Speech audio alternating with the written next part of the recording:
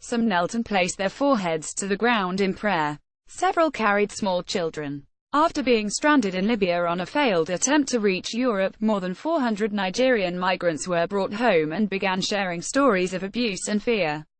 If they lock you up in a room, you hardly eat. That's number one, Ajike Ernest, one of the returnees, told the Associated Press on arrival late Tuesday in Lagos. You'll urinate there, you'll defecate there, and every morning, let me say 3 times a day, you will be severely beaten until you can pay the money to be freed. Nigeria's government, its president appalled by recent CNN footage of a slave auction in Libya where migrant Africans were sold like goats, has committed to bringing its citizens home, along with a number of other African nations. After disembarking from a plane chartered by Nigeria, the European Union and the International Organization for Migration, some of the newest arrivals looked exhausted, some clutching sleepy children. Some were astonished by the way they had been treated.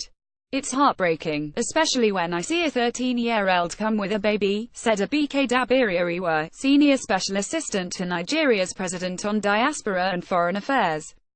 One 14-year-old girl said to us she doesn't know how many men have slept with her, she can't count. Look at them and wonder whether their lives can ever be the same again. The African Union and member states will repatriate more than 15,000 migrants stranded in Libya by the end of the year amid outrage over the slave auction footage, the AU's deputy chairman said Tuesday.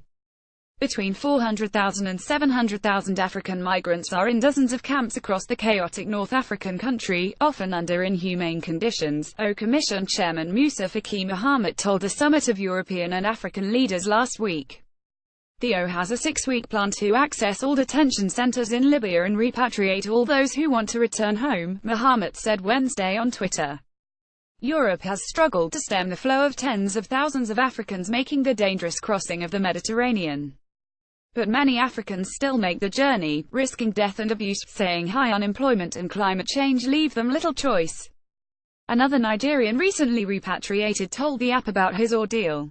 I paid 500,000 naira $1,600 to one Nigerian called Mr. Fix-It in 2016 to facilitate my illegal journey to Europe through Libya across the Mediterranean Sea.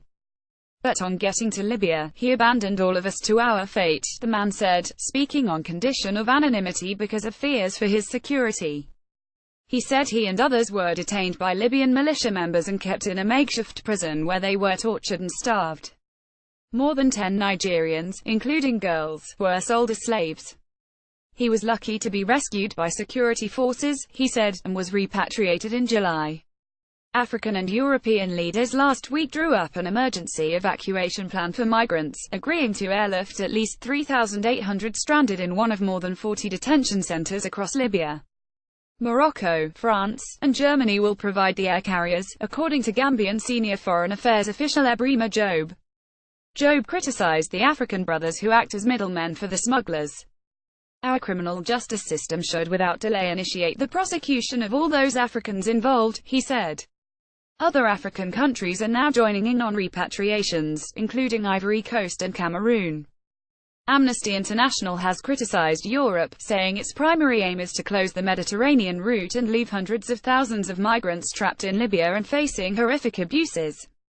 John Dawi Sen, Amnesty International's director for Europe, said plans which overwhelmingly prioritize the voluntary return of people now stuck in Libya to their country of origin without an effective system for assessing and meeting asylum needs or offering more resettlement places will end up as a mechanism for mass deportation. Petish reported from Dakar, Senegal. Associated Press writers Hilary Aguru in Warri, Nigeria and Abdoli John in Banjul, Gambia contributed.